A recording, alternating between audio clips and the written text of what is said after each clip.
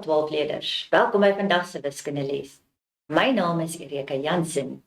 Hierdie les word vir julle gebring deur die Noord-Kaapse Onderwysdepartement in samewerking met Pakama Research and Development.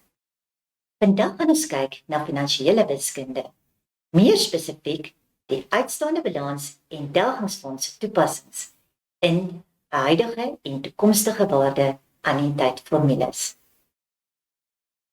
Ten einde van hierdie les behoort julle nou al redelik seker te wees van hoe om die huidige waarde en die toekomstige waarde annuïteitsformules toe te pas. Tot nou toe het julle die basiese F en P formule al reeds toegepas om eenvoudige berekeninge te doen in terme van om die huidige en die toekomstige waarde van annuïteite uit te werk. In hierdie les gaan ons fokus daarop om bietjie meer gevorderde probleme aan te pak en dan ook uitstaande balans op lenings te kan uitwerk en dan ook met delgingsfondse te kan werk. Julle kan weer eens gaan verwys na die CAPS dokument 2011 bladsy 42 en dan ook die graad 12 UTP dokument. Daar is dit op bladsy 5. Dit is spesifiek in die 2024 weergawe. Goed, nou watter kennis het ons tot nou toe opgedoen wat ons gaan nodig hê in hierdie les? Eerstens die gebruik van die huidige en die toekomstige waarde annuïteitformules. Dit is die F-formule en dan ook die P-formule. Kom ons onthou net gou weer bietjie.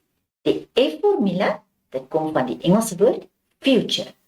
Dit beteken ons sit paaiemente weg en ons spaar vir iets daar in die toekoms. Die paaiemente wat ingesit word eers gedoen. En dan is die groot bedrag wat beskikbaar raak altyd aan die einde van die storie. Terwyl P-formule kom van present value en dit beteken die groot bedrag is altyd aan die begin van die storie betrokke. Soos dit tipies byvoorbeeld by 'n lening of 'n annuïteit waar daar uitbetalings gedoen gaan word. Die groot bedrag is eers betrokke en daarna volg die kleiner betalings wat daar uitkom. Nou, hierdie formules het ons nou reeds toegepas om net die toekomstige waarde of die huidige waarde uit te werk op die paaiemente. Nou gaan ons dit verder toepas. Goed, kom ons kyk bietjie gou 'n basislyn aktiwiteit. Dit is net so bietjie om seker te maak dat julle regtig mooi onthou wat het ons in die vorige lesse geleer. Simply deponeer R400 aan die einde van elke 6 maande in 'n spaarrekening teen 6% per jaar halfjaarliks saamgestel. Onthou ons het vorige keer al daaroor gepraat. Halfjaarliks beteken ons maak net elke 6 maande maak ons 'n betaling. So as ons nou elke 6 maande hierdie betaling gaan maak, dan moet hierdie rentekoers op dieselfde basis geskied. As die rentekoers en die betalings nie op dieselfde basis is nie, moet jy onthou om jou rentekoers met die effektiewe en nominale rentekoersformule te gaan omskakel sodat dit op dieselfde basis is. Nou, in hierdie vraagverhaling bereken hoeveel geld sy opgespaar het aan die einde van 8 jaar. Ek gaan julle so 3 minute kans gee dat julle dit gou probeer. Onthou, my wenk is, jy is besig om op te spaar vir die toekoms.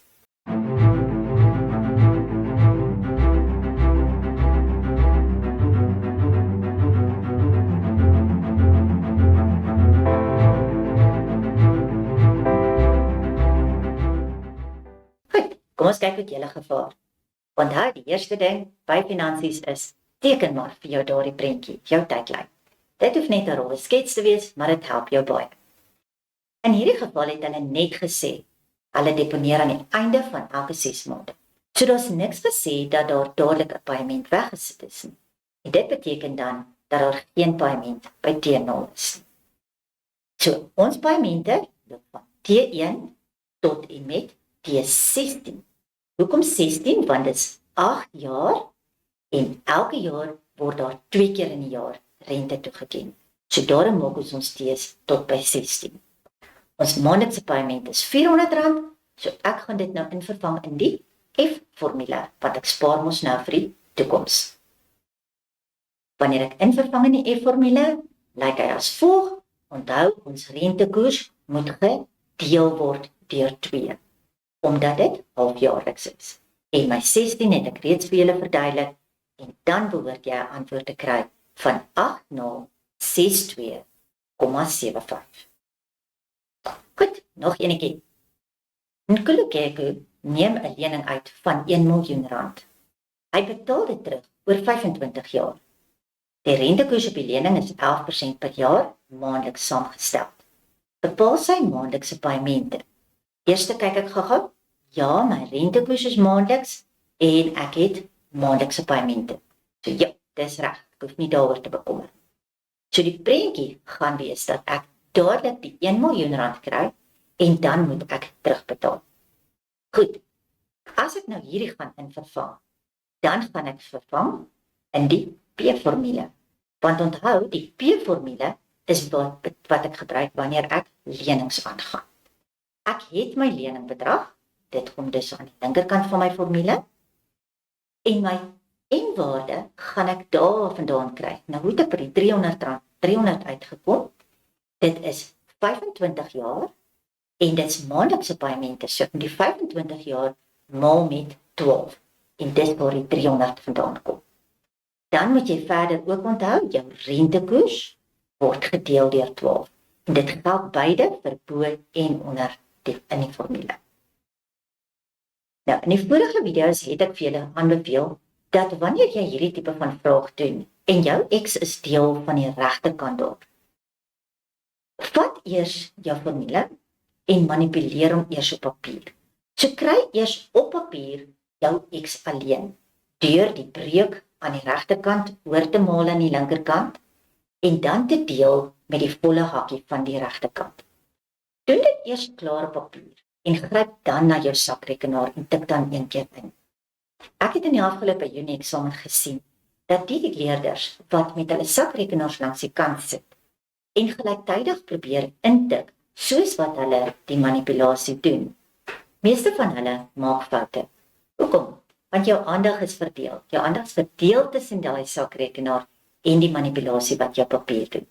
Doen maar liewer daardie liewe manipulasie op papier klaar en dan vervang jy.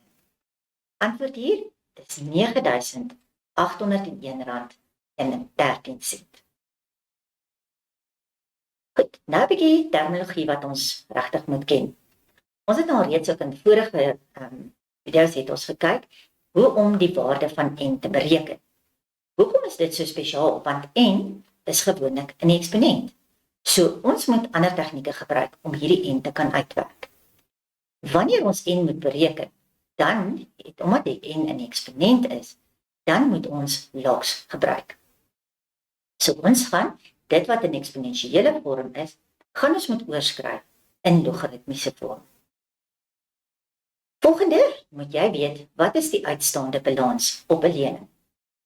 Die uitstaande balans op 'n lening is die bedrag wat jy gaan moet betaal om 'n lening af te betaal.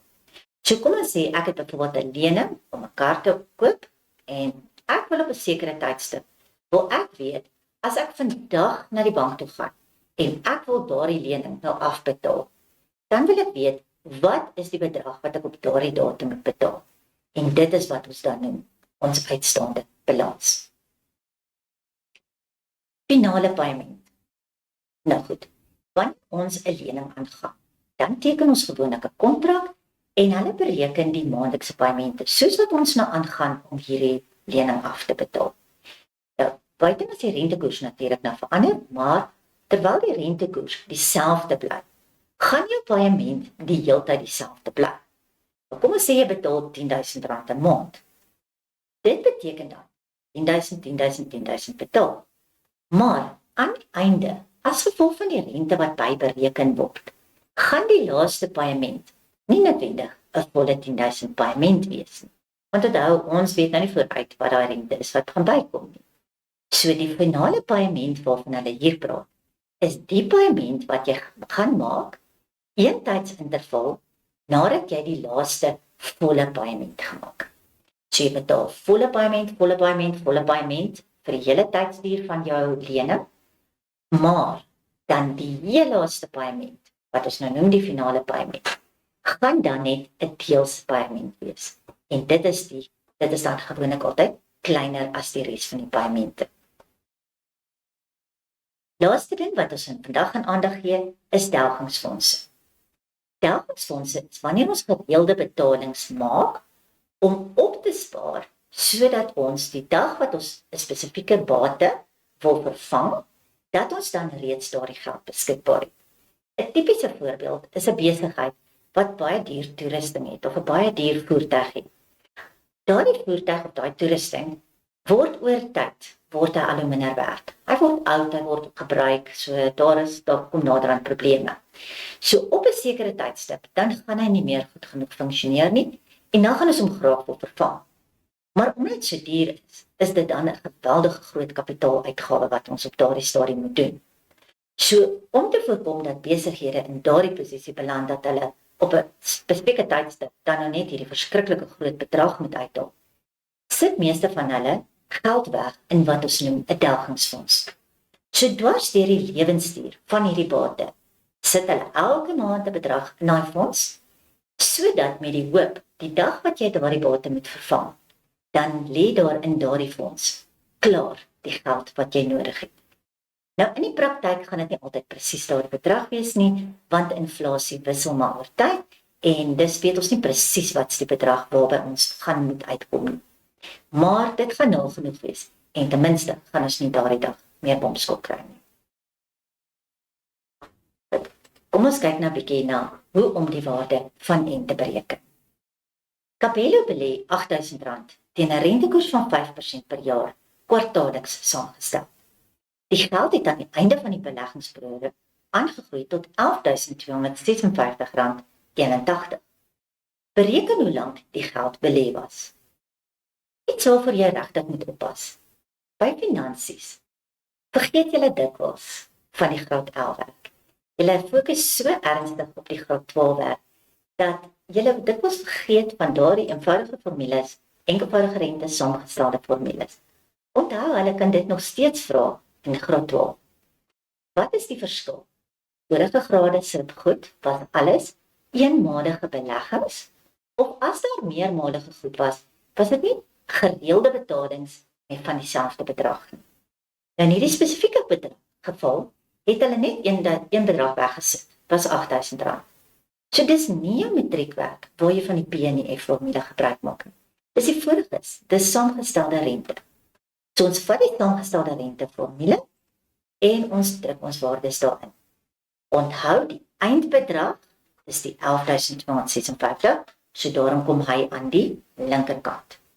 Die beginbedrag was die R8000, dis daar, so hy kom daar by P. Ons rentekoers was kwartaalliks, so onthou om hom te deel deur 4. So wanneer ek nou hierdie doen, en ek het klaar die invervanging gedoen, weereens soos ek nou aanbeveel het, doen eers die manipulasie op papier. So die R8000 gaan ek wegdeel na die linkerkant toe, maar nou sit ek met 'n eksponensiële ding hier aan die regterkant, en ek wil graag oplos vir N. So nou gaan ek moet omskakel na logaritmiese vorm. Nou, die N was aan die regterkant, so die logaritme kom eintlik saam met die linkerkantste deel. Nou ons het hier nou maar net die twee kante omgeruil om die N aan die linkerkant te hou, maar dit maak nie saak nie.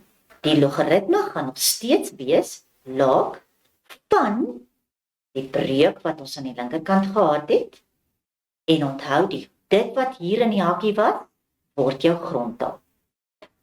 Dis baie maklik om te onthou watter een met die grondtaal word. Onthou by die eksponensiële vorm was die hakkie die grondtaal. So nou by die logvorm gaan die hakkie weer die grondtaal word. Dan tik jy dit in op jou sakrekenaar en dan kry jy 27,5 kwartale. Wees net baie versigtig hier. As jy daarbo net 'n N gesit het, dan moet jy onthou, jy het hier met kwartale gewerk.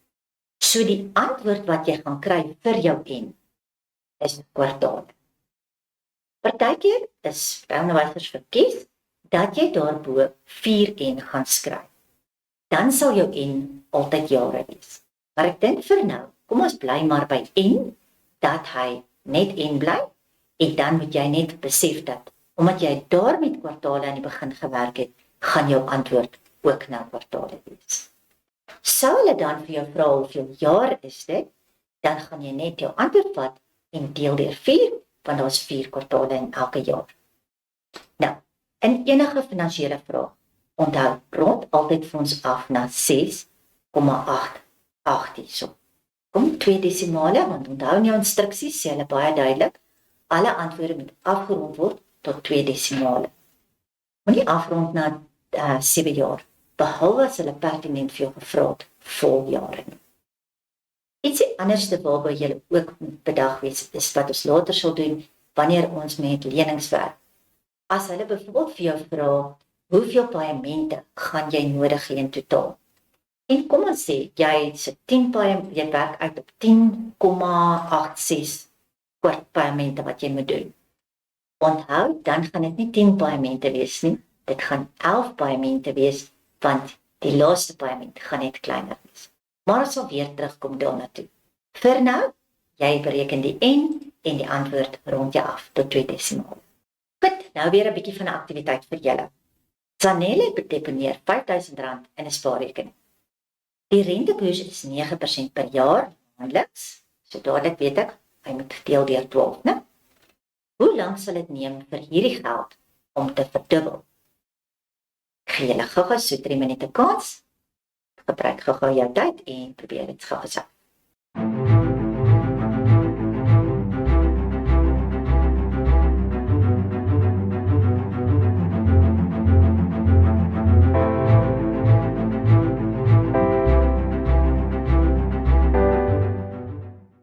Wat moes ons by hierheen gedoen het? Weereens, dit was 'n enkel betaling. So dit is nie matriekwerk nie, dis jou saamgestelde formule. Ons druk in, die beginbedrag was R5000 en hulle het gesê dit moet verdubbel. So jy moet jou eindbedrag self uitwerk deur die beginbedrag te vat en hom net te maal met 2. Dan vat ons die 5000, ons deel dit weg aan die ander kant en ek bly oor net met die hakkie tot die mag n.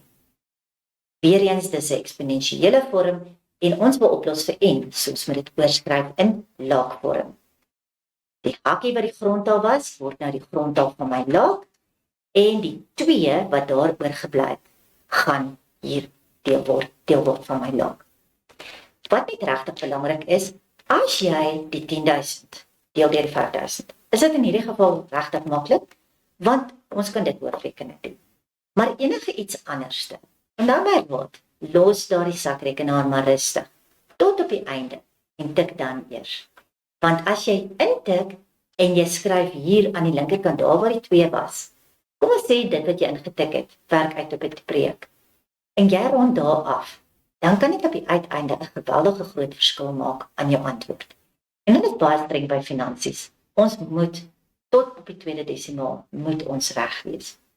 Onthou, in die matriekwerk gaan hulle dikwels vir jou miljoene gee. En selfs al werk jy net uit 1% van 'n miljoen, dis 'n aansienlike bedrag hier. So in hierdie geval, tik jy dan net in, en jy kry 92,8, maar onthou nou in hierdie geval, is dit maande, want ek het daarmee maandeliks gewerk. Sou jy dit dan in jare wil hê, dan moet jy dit deel deur 12, en weer eens, tensy hulle spesifiek vra dit moet afrond na volle jaar, dan gaan jy vir my dit afrond na 7,73. Nou, volgende voorbeeld. Hier beweeg ons nou aan na die graad 12 werk. 'n Maatskappy betaal Harry R4 miljoen met sy aftrede. Hy belê sy aftreegeld teen 'n rentekoers van 13% per jaar, maandeliks saamgestel, en onttrek maandeliks R50.000 om sy uitgawes te dek. Hoe lank sal hierdie geld hom kan onderhou? Dink gou 'n bietjie mooi. Daar's 'n maandelikse R50.000.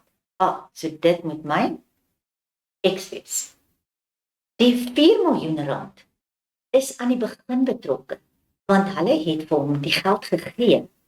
Die geld gaan iewerste in een of ander vorm van 'n belegging lê, en dan gaan hulle uit daai belegging uit maandeliks vir hom die geld uithaal. So dit moet P-formule wees, want die groot bedrag is, om die Engelse woord te gebruik, in die present, dis in die huidige tydperk. So, ons gaan nou hier die P-formule moet gebruik. Kan ek dan invervang in die P-formule, kom die 4 miljoen rand, wat my leningsbedrag is, hier aan die linkerkant. Daar's my X, my 50.000 rand, en onthou my rentekoers is maandeliks, so weer eens die aanpassing gedeeld deur 12. Wees net baie versigtig. Elke slag wat op die PM-formule gebruik, herinner ek julle daaraan. Pas op vir daardie minus. Daardie minus daarbo kan vir jou nogals baie probleme veroorsaak. So, volgende, doen weer die manipulasie op die papier, vat die 0,13 op 12 oor, maal dit aan die linkerkant met die 4 miljoen, deel dan deur die 50.000. Dan wil ek iets sê regtig hierso, dis net 'n wenk om 'n tekenfout te voorkom. Meeste van julle wil graag hierdie 1 dan oorvat na die ander kant toe. Maar ek leer dit bietjie anderste. Sien julle hierdie hakkie wat jy eintlik wil gebruik om en uit te werk, is negatief. Nou ja, ek probeer altyd vir my kinders leer, moenie so negatief wees nie. So, hierdie ou wat ons nou moet uitwerk, is negatief. So kan nie daarvan nie. Kom ons vat hom oor na die linkerkant toe. Dan word hy positief. Sien julle hier aan die linkerkant? Hy word positief. Dan gaan hy mos nie vir my meer probleme daar verskaf nie. Dan hou jy die 1 wat daar was, hou jy daar, en jy bring net alles wat aan die linkerkant was, wat jy oor na die regterkant toe. Julle sal sien, ek het hier net bietjie uitgekanselleer met die nulle, so ek het net so bietjie vereenvoudig, maar niks wat jy nie in jou kop kan doen nie. Moenie ander goeders met die sakrekenaar doen. So, hierdie gaan voorkom dat jy aan beide kante met 'n minus sit. As jy dit nie doen nie, en jy vat wel die 1 oor, beteken dit net jy gaan altyd kante eindig met 'n minus. En dan moet jy maar net regdeur deel met 'n minus. Die probleem wat baie kinders net doen is, hulle gooi die minus daar aan die regterkant, hy word verlore langs die pad. So nou kan ek dit weer oorskryf na laagvorm, en onthou dit wat die grondtal hier aan die linkerkant gevorm het, gaan nou die grondtal aan my regterkant vorm. Dan het ek my laag, en ek moet die minus net wegdeel, deur daarvoor te sit, en dan tik ek in. So dan kry ek 186,9966 betalings, wat dan net gaan afrond na 187 betalings. As hulle die hoeveelheid jare gevra het, dan gaan jy sê 15,58, wat benader na 16 jaar. Wat ek sou aanraai, as die vraag vir jou nie 100% duidelik is, of jy maande, betalings, jare, wat ook al moet gee nie, as hulle net vra hoe lank, gee dit dan as die aantal betalings, wys hoe jy deel deur 12 en gee die afgeronde bedrag, 15,58, want dit is waarvoor hulle gewoonlik soek. Goed, nou begin te kyk of jy gaan regkom met die rekening. Jonas betaal 'n lening van R200.000 terug. Dadelik. Dink gou watter formule gaan ons gebruik. Deur middel van gelyke maandelikse paemente van R6.500 per maand, beginnende 1 maand nadat die lening toegestaan is. Onthou, vat jou vraag self, en op die vraag self, sodra jy 'n bedrag raak lees, skryf vir jouself, hierdie is byvoorbeeld P, of hierdie is X. Skryf dit daarin, of maak vir jouself 'n lysie langs die kant. Hierdie is P, dit is X, hierdie is daai. Dit help as jy die goedetjies vir jouself uithaal, want dan hoef jy nie daardie vraag 2, 3, 4, 5 keer te lees. Hulle sê die betalings begin 1 maand nadat die lening toegestaan is. Die rentekoers op die uitstaande saldo is 13% per jaar maandeliks. Dit is reg, ons gaan aanpas. Bereken hoeveel jaar dit sal neem om die lening terug te betaal. Goed, ek gee julle so 4 minute om hierdie ingaan te doen.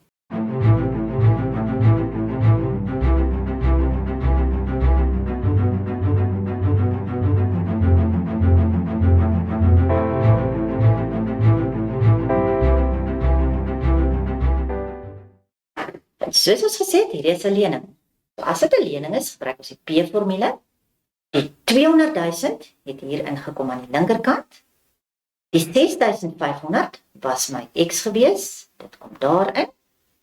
My rentekoers moes ek aangepas het vir maandeliks, so hy deel dit 12, en ek is op soek na N. Nou, in hierdie geval het ons die R200.000 gevat, gemaal met 0,13 op 12. Hierdie is tipies wat jy in 'n memo sal sien. In 'n memo doen hulle dikwels hierdie ding dat hulle wys hoe hulle met 'n sakrekenaar dit gedoen het, maar jy sal sien hulle sit altyd so doetjie.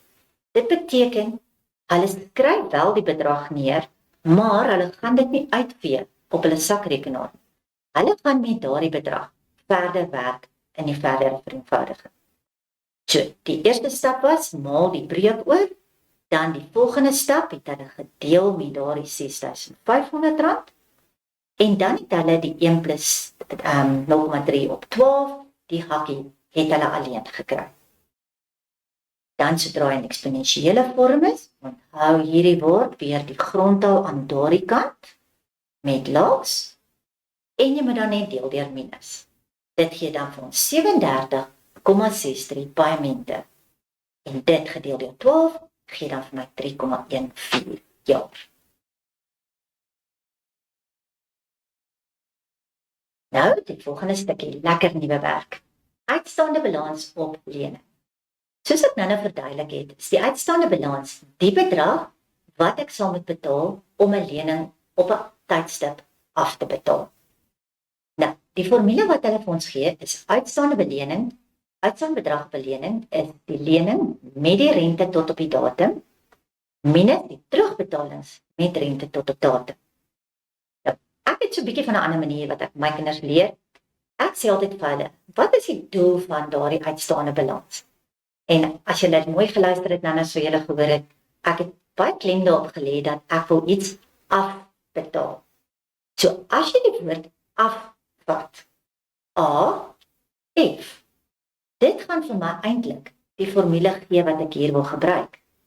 So my kinders weet sommer om uitstaande balans te gaan bereken, gaan ek A minus F. Wat is A? Dis my saamgestelde rente se formule. Wat is F? Dis my matriekformule, my F-formule. So dis 'n makliker manier om net daardie te onthou. Maar wat beteken dit in die praktyk? Wat gebeur hier is as ek 'n sekere bedrag het, wat ek het 'n lening aangegaan, ek het nou vir 'n paar maande byvoorbeeld betalings gedoen en ek wil nou weet wat se uitstaande balans. Dan kan ek dit eintlik so tipe van as 'n blokkie sien, né? Ek teken baie blokkies vir my kinders. So ek soek nou die uitstaande balans op daardie punt. So wat ek gaan doen is, ek sê goed, die aanvanklike leningsbedrag, reg, dis B, sou mos rente geloop het, reg, daardie saamgestelde hakkie. Hy sou mos rente geloop het vir die hele duur, tot en met daardie bedrag, wat ek nou die uitstaande balans wil hê.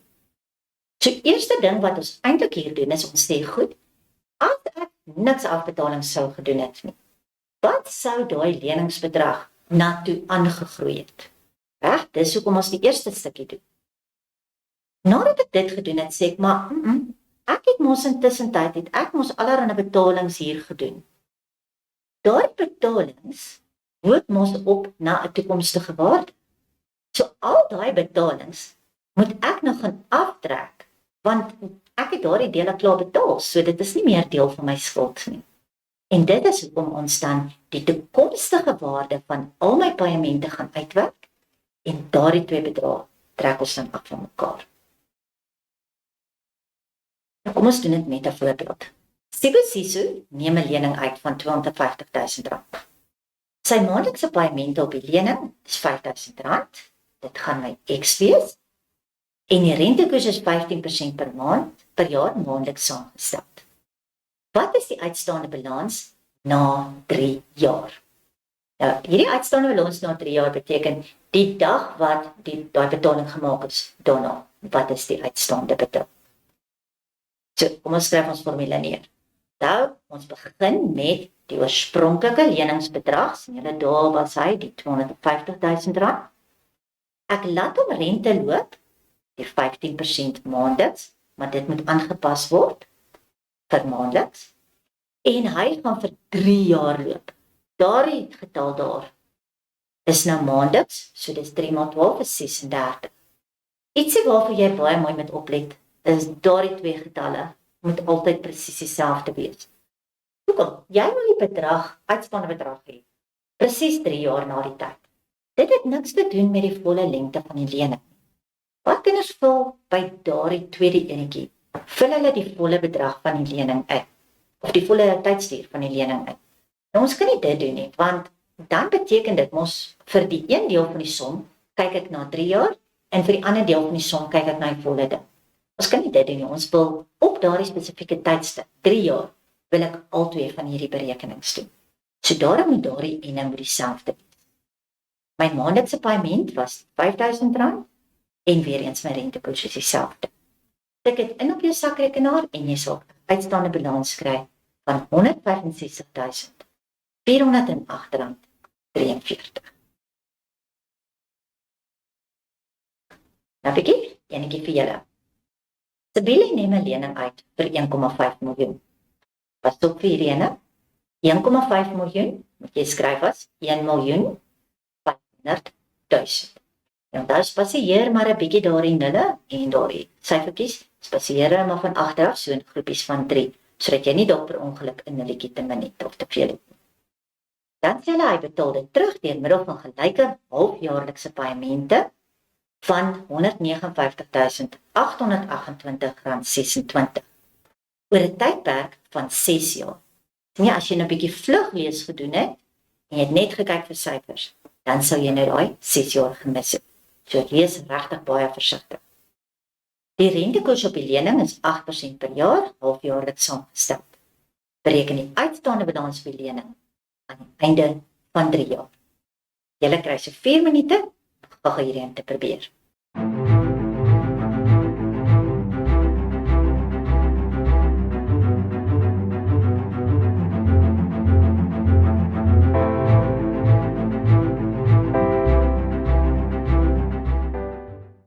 Uitstaande balans se formule, onthou weer, A minus F. Ons gaan 'n ding afbetaal. So, ons leningsbedrag was die 1,5 miljoen. Ons rentekoers was 8%, maar onthou dis halfjaarliks, so pas hom oral aan, gedeel deur 2. En dan my maandelikse paaiement was die halfjaarlikse paaiement was die R159.828.26. As jy dit ingetik het, behoort jy te kry R837.841.60. Goed, nou is by daai finale paaiement wat ons in die begin van gepraat het. Die paaiement wat jy gaan betaal, een tydsinterval nadat jy die laaste volle paaiement gemaak het. Nou is dit 'n klein afbetalingspaaiement. Gewoonlik in die geval van byvoorbeeld, kom ons sê jy koop 'n motor, dan gaan jy gewoonlik aan die begin van jou laaste maand, gaan jy gewoonlik bank toe en dan vra jy vir hulle, wat gaan daardie laaste bedrag wees? Nou, as ons so 'n bietjie gaan dink oor hoe hierdie ding gaan werk, en ek teken weer vir julle 'n blokkie. Kom ons sê daar is ons lening, en ek maak nou afbetaling. Ek gaan volle betaling, volle betaling, volle betaling, volle betaling. En ek maak daar weer 'n volle betaling, en ons sê dan is daar so 'n stukkie oor. So elkeen van hierdie betalings, van die begin af, tot en met daarso, was volle betalings. My vraag aan jou is, hoeveel is daardie laaste paaiement? So om dit vir jou op die prentjie te verduidelik, is dit reg eintlik baie maklik om hierdie finale paaiement uit te werk. Ons het sopas uitgeleer hoe om die uitstaande balans te kry. Want duidelik het gesê jy gaan bank toe en jy vra, wat is die saldo? So ons gaan aan die begin van daai laaste periode, gaan ons nou hier die uitstaande balans uitwerk. As ons dan weet wat is die uitstaande balans aan die begin van daai laaste periode, dan laat ek hom net 1 maand, wat ook al die periode is, laat ek hom net rente loop. Dan weet ek wat is die laaste bedrag wat ek moet betaal. So dit is eintlik baie maklik. Goed, so dat sê net vir ons hier, die amptelike definisie, die finale paaiement word gemaak in gevalle waar die paaiement 'n vaste bedrag is, maar dit is nie moontlik om met 'n heel getal aantal paaimente, met ander woorde byvoorbeeld met 10 paaimente, 12 paaimente, die hele lening af te betaal. Dit is wanneer jy daai N uitgewerk het en daai N het met 'n desimaal uitgewerk. So die finale paaiement gaan wees jou uitstaande balans na jou laaste volle betaling en dit moet dan 1 periode rente. George moet 'n lening van R375.000 terugbetaal. So dit gaan my B-bedrag wees. Die rentekoers is 14% per jaar maandeliks saamgestel en sy maandelikse paaiement is R7.500. Nou vra ek, hoeveel sulke paaimente sal George betaal en wat is sy maandelikse sy finale paaiement? So die eerste ding wat ek moet uitwerk, ek moet gaan uitwerk hoeveel paaimente gaan ek doen. So dis weer terug by waarmee ons vandag begin het om die N te kan uitwerk. Dan die finale paaiement, die aantal periode interval betalings wat ons gaan doen uit te werk, gaan jy jou in vervanging doen in die leningsformule, weg P-formule. So ek het my lening, dis die 375.000 aan die linkerkant. Daar is my maandelikse paaiement, dit kom daarin. My rentekoers is ook vir my gegee. So net soos in die vorige is, gaan ek nou N moet uitwerk. So maal eers die breuk weg, dan deel jy deur die 7.500 en dan gaan jy jou 1 aftrek, kry jy 0,4166. Onthou nou, ek het vir julle die eerste voorbeeld wat ons gedoen het met hierdie aangeraai om eerder net die N eers alleen te kry. Hierdie skyfies wat ons hier vir jou wys, is hoe dit op die amptelike memos gaan wees. Jy het nie bekommer dat as ek jou nou nie presies so lyk, dat dit nou jou gaan penaliseer nie. Hulle gee gewoonlik 1 punt vir daai manipulasie. En dit is net beter as jy dit doen, soos wat ek vir jou aanbeveel het, dit maak die kans dat jy foute gaan maak net minder. Maar jy gaan presies dieselfde antwoord uitkom en ek beloof, jy sal volpunte kry as jy reg bereken. So, weer eens, dit wat in ons hakkie is, word ons grondtaal. En as jy dit intik, kry jy 75,4747 paaimente. So, dis nou waar ons moet gaan kyk. Ons sal dus 76 paaimente in totaal gaan betaal. 75 van hulle, dis daardie bedrag daar, gaan volle paaimente van die 7.500 wees. Die 76ste paaiement gaan daar die deel wees. En dit gaan dan net 'n deelse betaling, gaan nie 'n volle paaiement wees. So dit is wat jy dan verder hier kan skryf, jy gaan 75 vol paaimente maak, en dan 1 kleiner paaiement. So dis 76 paaimente in totaal. Maar het hulle ook vir ons gevra, ons moet daai finale paaiement gaan uitwerk. So onthou nou weer, om die finale paaimente uit te werk, gaan ons die uitstaande balans aan die begin van daai laaste tydsinterval eers moet gaan uitwerk. So uitstaande balans is weer A minus F. Vervang ek, leningsbedrag is die 375.000, rentekoers is maandeliks, onthou om oralste, daar waar die pyltjies sit, onthou met oralste daar aan te pas. Ons maandelikse bedrag is die 7.500 en my periodes, onthou wanneer het hulle gesê, ons het hierdie ding gevat en dit is nou 75 paaimente. Waar kry jy 75 paaimente vandaan? Onthou jy het uitgewerk in die vorige ene. So, ons werk nou die uitstaande balans na 75 paaimente uit. By die vorige ene het ons gesê dat die aantal paaimente gaan 75 vol paaimente wees en dan net 1 kleiner paaiement. So daarom gaan jy die uitstaande balans, gaan jy na 75 paaimente gaan jy uitwerk. As jy dit intik, dan kry jy 3547,457499. Al die desimale hou hulle daar. As jy hierdie ding op jou sakrekenaar gedoen het, ja, skryf die uitstaande balans daar neer. En jy kan net die eerste 2 desimale skryf, maar belangrik, skryf doetjie. Want jy moenie daai bedrag neerskryf en dan verder gebruik nie. Die reël sê dat wanneer jy afrond, jy mag in 1 vraag aan die einde afrond. En dan mag jy daardie afgeronde bedrag, mag jy dan in 'n volgende vraag gebruik. Maar solank as wat jy binne in 1 vraag werk, mag jy nie bedrag afrond nie. Jy moet daai bedrag dan deurvoer na die volgende berekenings toe.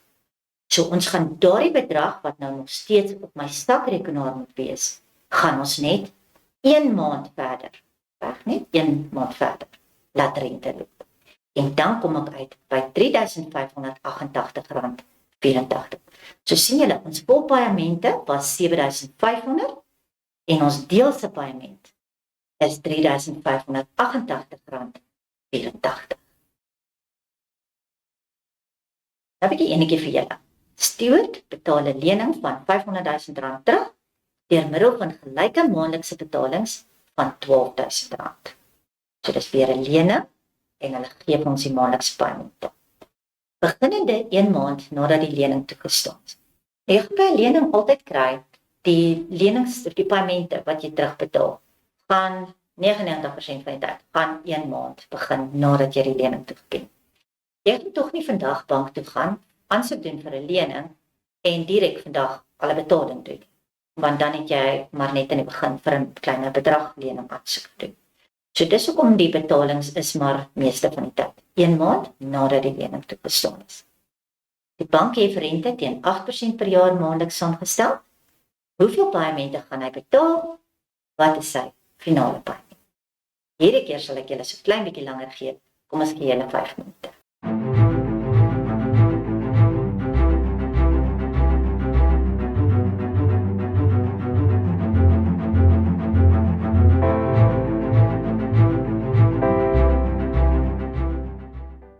Soos ons in die vorige voorbeeld gesien het, bestaan hierdie nou eintlik uit 2 vrae.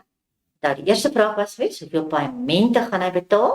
En die tweede vraag het gevra wat sy finale paaiement. Ons fokus eers op die aantal paaiemente. Die invervanging was in die P-formule, die 500,000 was my leningsbedrag, dit kom aan die linkerkant. Die 12,000 was my maandelikse paaiement.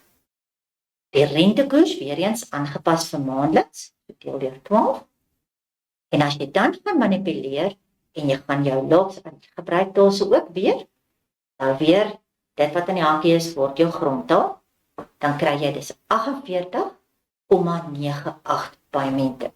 So daar gaan 48 vol paaiemente wees en dan die 49ste paaiement gaan dan net 'n deelse paaiement wees. So kom ons kyk wat is daai deelse paaiement? Nou weer deelse paaiement, dis daai laaste stukkie. So ons moet die uitstaande balans aan die begin van daai periode gaan kry. Uitstaande balans moet ons nou weer die ding A betaal. So dis A minus F. Vervang in die 500,000 teen 8% maandeliks, so dis 0,08 op 12 en dis vir 48 periodes. Nou vorige vraag 48 vol paaiemente, dis wat daar gaan inkom. En onthou ook daar. As jy 'n negatiewe antwoord kry wanneer jy hierdie ding ingetik het, is dit heel waarskynlik dat jy daardie entaal verkeerd het.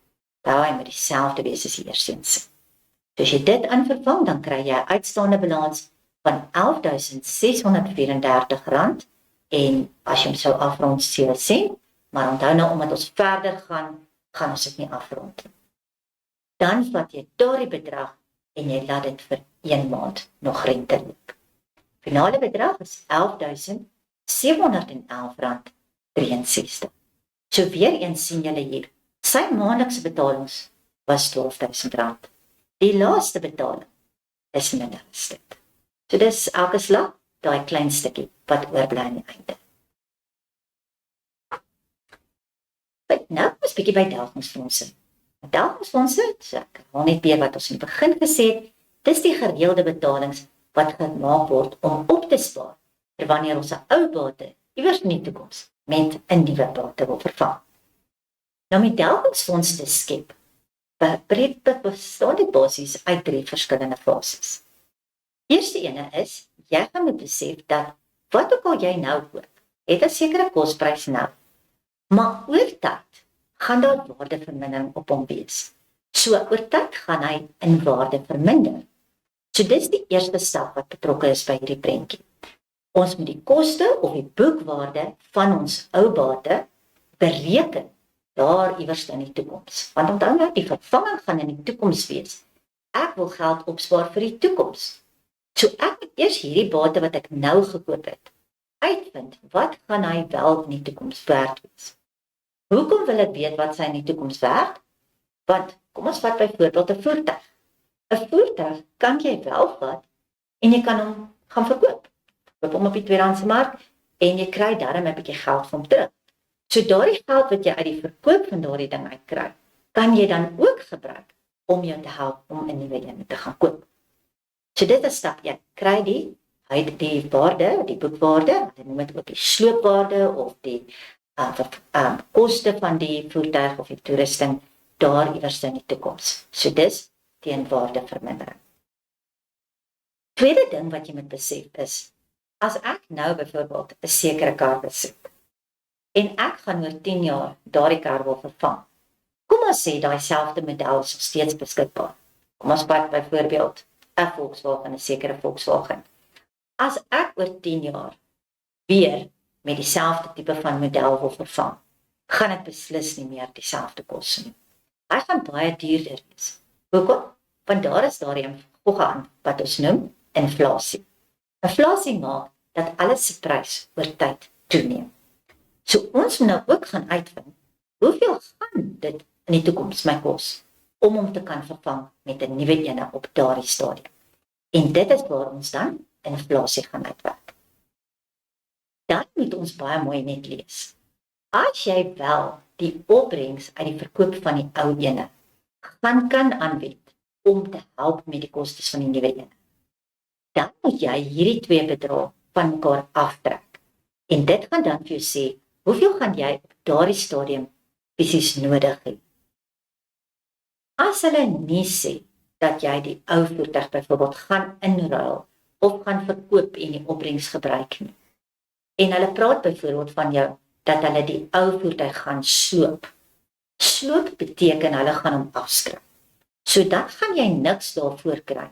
Dan gaan jy nie die twee waardes mekaar kan aftrek nie, want die ou ene gaan dan vir jou eintlik niks werd wees. So dan gaan jy net die inflasieprys gebruik. Maar meeste van die tyd gaan jou probleme gaan spesifiseer dat jy dit gaan moet inruil. So, die bedrag wat ek nou net gesê het, as jy nou die twee waardes mekaar aftrek, is dan die bedrag wat jy daar in die toekoms gaan nodig hê in jou delgingsfonds. So nou weet jy wat gaan jy daar in die toekoms nodig hê, dan kan jy jou delgingsfonds gaan stig en dan elke maand gaan jy 'n sekere bedrag inbetaal. So, ek weet nie wie van julle kan nou al raai nie, maar die vraag hierna gaan natuurlik wees, wat is nou die bedrag wat jy elke maand in daai fonds moet inbetaal? So, maklikste altyd is, kom ons kyk gou 'n bietjie. Weer net herhaling, ons gereelde betalings maak ons nou dwars deur die lewensduur van hierdie bate en sodoende spaar ons dan op vir die vervanging van hierdie bate in die toekoms. So, stap 1 het ek gesê, julle moet uitwerk, wat is die boekwaarde van die bate wat ek nou het. So, dis waardevermindering. As hulle niks sê nie, onthou, ons werk dan altyd op verminderde saldo metode.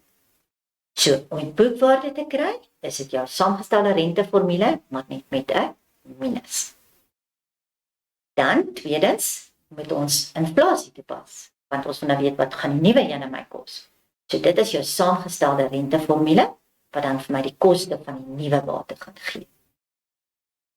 Om dan die delgingsfonds se bedrag te kry wat ek gaan nodig hê, vat jy dan die nuwe ene se waarde minus die ou, en dit gaan dan vir jou die bedrag gee wat jy in jou fonds nodig gaan gee. So nou onthou nou weer, dink nou weer, ons spaar op vir iewers in die toekoms. So dit beteken ons gaan moet die F-formule gebruik. Hierdie bedrag wat jy daar in punt 3 uitgewerk het, is dan die toekomstige bedrag waarvoor jy opspaar. So hy gaan by jou F kom. En dan gaan hulle vir jou altyd vra, wat is X? Met ander woorde jou maandelikse bedrag, wat jy moet gaan wegsit. So, hierdie vraag raak net al hoe langer. Wat regtig hier belangrik is dat jy sal onderskei tussen die 3 situasies. En dan nou weer, waardevermindering, inflasie en dan in die delgingsfonds. Ek teken gewoonlik vir my kinders so beskets. Ek sê vir hulle, waardevermindering, hardloop daar aan die bokant, hy word afgetrek, onder word ons geplus met inflasie, en in die middel hardloop my delgingsfonds. Want as jy die vraag so vinnig deurom kyk, sal jy sien, oeps, daar's 'n persentasie, daar's 'n persentasie en daar's 'n persentasie. So jy meng baie maklik die verskillende persentasies. So, teken vir jou hierdie klein eenvoudige sketsie en skryf elke persentasie op die been waar hy van toepassing is. Dan sal dit vir jou baie makliker wees. Kom ons lees hierdie vraag. Maatskappy koop 'n uitgraafmasjien vir R900,000. So dit gaan jou beginbedrag hier aan die linkerkant wees. Die waarde van die masjien verminder teen 10% per jaar op die verminderde saldo metode. So dit sal daarbo by die waardevermindering wees, ja, 10%. En dan, hulle wil dit oor 10 jaar vervang. So my N hier gaan 10 jaar wees. Dan sê hulle vir my die inflasie word geskat op 7%, so hieronder by inflasie skryf jy jou 7%. Die ou uitgraafmasjien word teen boekwaarde verkoop na die 10 jaar en die opbrengs sal gebruik word vir die aankoop van die nuwe masjien. 'n Delgingsfonds word gestig om die balans te finansier. Die rentekoers is 9% per jaar maandeliks saamgestel. So dit sal daar in die middel jou rentekoers vir jou delgingsfonds wees. Dan almal van hulle moet jy altyd kyk of dit moet aanpas. Waardevermindering en inflasie is altyd jaarliks, so jy gaan nooit by hulle aanpas nie. Dis net by delgingsfonds waar jy dalk moet aanpas. En ja, dit is in hierdie geval, want dit is maandeliks. Die eerste paaiement word dadelik betaal en die laaste paaiement word aan die einde van 10 jaar betaal. So dan gou 'n bietjie mooi. 10 jaar maandeliks gaan my 120 paaiemente gee, maar omdat ek dadelik een bysit, moet dit dan 121 wees. Nou vra hulle vir my, wat is die maandelikse paaiement wat jy gaan moet betaal? So kom ons spring weg. Nou, ons moet by die volgende ene. Die eerste stap hier is dat ons die waardevermindering op die ou masjien gaan moet uitwerk. Nou, hier is dit, soos die saamgestelde rente se formule, maar dit is 'n minus. So ons doen ons invervanging, ons huidige waarde van R900,000. Die rentekoers hier is 10%, want dan moet nie jou rentekoerse de mekaar kry nie. En dan is dit vir 10 jaar. Waardevermindering is altyd jaarliks, so ons pas nie hier aan met maande nie. Dan kry jy 'n bedrag van R313,810,60. Tweede been is dat ons moet uitvind wat hierdie ding in die toekoms gaan werd wees. Dit is nou inflasie. So, inflasie, selfde formule net met 'n plus.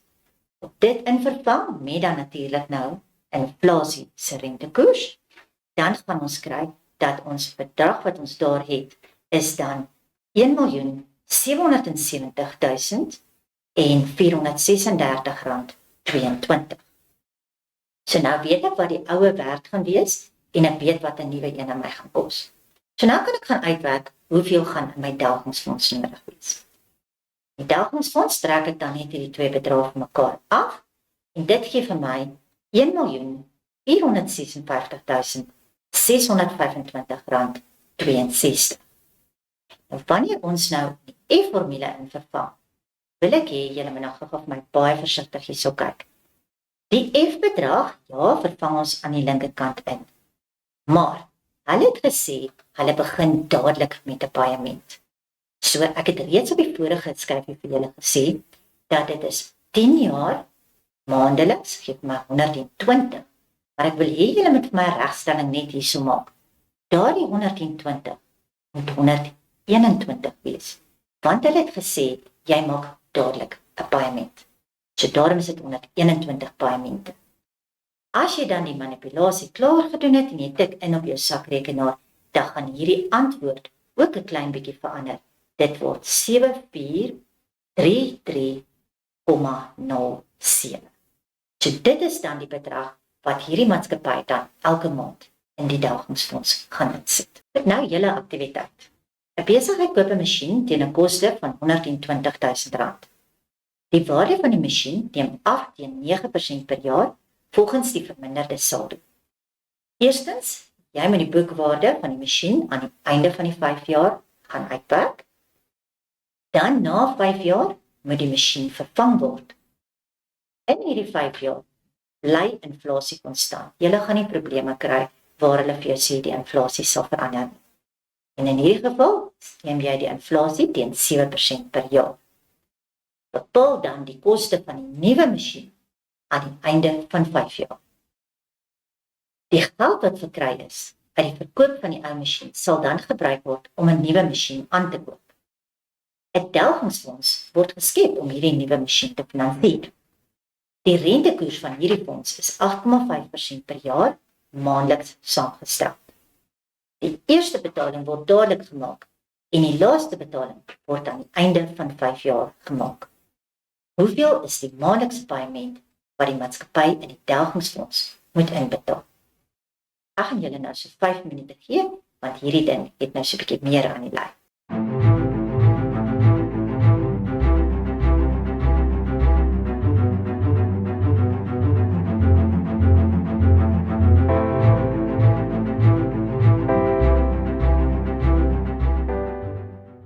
Kom ons kyk hoe het julle gevaar. Eerste been, om die boekwaarde aan die einde van 5 jaar te kry. Dit is die waardevermindering. So kom ons druk in. Ons oorspronklike bedrag van die item was R120,000. Die rentekoers was 9% en dis vir 5 jaar. Dit gee vir my 'n boekwaarde van R74,883,86. Tweede been was, jy moes uitvind hoeveel kos hy met inflasie. So, ons sluk in die saamgestelde renteformule. Sit al die waardes presies weer net so in vervang, maar nou net met my 7% inflasie, dan kry ek 'n bedrag van R168,306,21. Nou kom ons by die Delgingsfonds. Om die Delgingsfonds te gaan doen, gaan ons nou ons F-formule moet gebruik, maar ek wil nou eers weet hoeveel het ek nodig. So van die 2 bedrae wat jy op die vorige skyfies gekry, trek dit af. En dit sê ek het R93,422,35 nodig. So dit kom dan aan die linkerkant van my F-formule en ek vervang al die res van my goedjies in. Neem weer kennis, dit was vir 5 jaar, so 5 maal 12 is 60 maande, maar hulle het 'n onmiddellike paaiement gedoen. So daarom is dit 61 maande daar. As jy jou manipulasie gedoen het en dan X uitgewerk het, behoort jy te kry X is R1,229,73. So hierdie maatskappy gaan nou oor die tydstuur, die 5 jaar, van hierdie item gaan hulle elke maand hierdie bedrag wegsit in 'n Delgingsfonds. En dan hopelik teen die tyd wat hulle hierdie item moet vervang, dan het hulle genoeg geld daarvoor. Nou 'n bietjie huiswerk vir jou, wat jy op jou eie kan doen. Jeremy neem 'n huislening uit vir R500,000 teen 'n rentekoers van 12% per jaar, maandeliks saamgestel. So onthou, dis 'n lening, né? So ons gaan die P-formule toepas. Hy beplan om dit terug te betaal oor 20 jaar en sy eerste paaiement word 1 maand na die toestaan van die lening gedoen. Ons N gaan wees 20 maal met 12. Jy moet dan sy maandelikse paaiement gaan uitwerk. Dit gaan ons doen met die P-formule. Dan moet jy sy uitstaande balans na die 10de betaling gaan kry. Onthou weer, uitstaande balans werk ons uit, want ons wil 'n ding A betaal. So dis A minus F. En jy moet dan sy laaste paaiement kry. Wat gaan sy laaste paaiement wees? Onthou weer my blokkie. Bereken die uitstaande balans aan die begin van die laaste interval en laat hom dan net 1 maand rente loop. Tweede enetjie wat jy kan probeer, is jy net presies 10 maande gelede 'n banklening gekry vir R800,000 teen 'n rentekoers van 10,25% maandeliks saamgestel. Die lening moet terugbetaal word oor 20 jaar deur middel van maandelikse paaimente van R7,853,15. So dis weer 'n lening, ons weer met die P-formule werk. Hulle gee vir jou X, hulle gee vir jou periode en hulle gee vir jou rentekoers. Jy moet haar finale paaiement gaan bereken. Vorige vraag het ek vir jou 'n wenk gegee. Wat kan jy doen om daardie finale paaiement te kry? Derde enetjie, jou skoolkooprekenaars teen 'n koste van R450,000. Rekenaars verminder in waarde teen 20% per jaar op die verminderde saldo.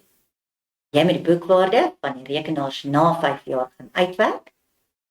En dan sê hulle vir jou die rekenaarkoste vermeerder teen 12% per jaar. So dit is jou inflasie. Bereken dan die vervangingskoste van die rekenaars na 5 jaar. Dit is maar net jou inflasiebeen wat jy gaan uitval. Die skool stig dan 'n delgingsfonds om voorsiening te maak vir die aankoop van nuwe rekenaars na 5 jaar. Daas rekenaars word oud, hulle funksioneer nie meer so goed nie, so elke nou en dan moet hulle vervang word. Die rentekoers is 13% per jaar maandeliks saamgestel. Jy moet die maandelikse paaiement gaan bereken indien die ou rekenaars teen boekwaarde verkoop gaan word. Met ander woorde, jy gaan die geld daarvan gaan jy terugkry, so jy gaan dit aftrek van die vervangingskoste van die nuus. En hulle sê ook die eerste betaling word dadelik gemaak. Nou goed, kom ons som gou 'n bietjie op waarna ons alles vandag gekyk. Ons het gekyk hoe om die waarde van N te kry. Onthou jou N is in al jou finansiële formules, behalwe enkelvoudige rente, is hy bo in 'n eksponent. So jy wil hom graag oplos en daarvoor gaan jy jou eksponensiële uitdrukking moet oorskryf in logaritmiese vorm. Tweede ding waarna ons gekyk het, was die uitstaande bedrag op 'n lening. Die uitstaande balans is die bedrag wat jy op 'n sekere stadium gaan moet betaal om daardie lening af te betaal. En onthou my wenk, afbetaal. Volgende ene was ons finale paaiement. Daar kan jy weer my blokkie onthou, né? Bereken die uitstaande balans, want die finale paaiement is die bedrag wat ek gaan maak een tydsinterval nadat ek my laaste volbetaling gemaak het. En dit is gewoonlik kleiner as my volbetalings, want dit is net 'n stukkie wat oorbly. En laaste, ons delgingsfondse. Dis waar ons die gereelde betalings wegsit om iewers in die toekoms genoeg geld te kan hê, sodat ons 'n ou bate met 'n nuwe een kan vervang. Wat gaan ons in die volgende les doen? In die volgende les gaan ons bietjie verder kyk hoe om die huidige en die toekomstige waarde annuïteitsformules en dan ook die uitstaande balansformule wat ons in hierdie les geleer het, op nog verdere probleme toe te pas. Daar gaan ons bietjie kyk na uitgestelde annuïteite. Goed soos jy begin eers bietjie later betaal of jy mis byvoorbeeld paaimente iewers in die middel. Dit gebeur dikwels in die praktyk en ons moet dus ook weet hoe om hierdie tipe van goed uit te werk. Maar meer hieroor in die volgende les. Baie dankie.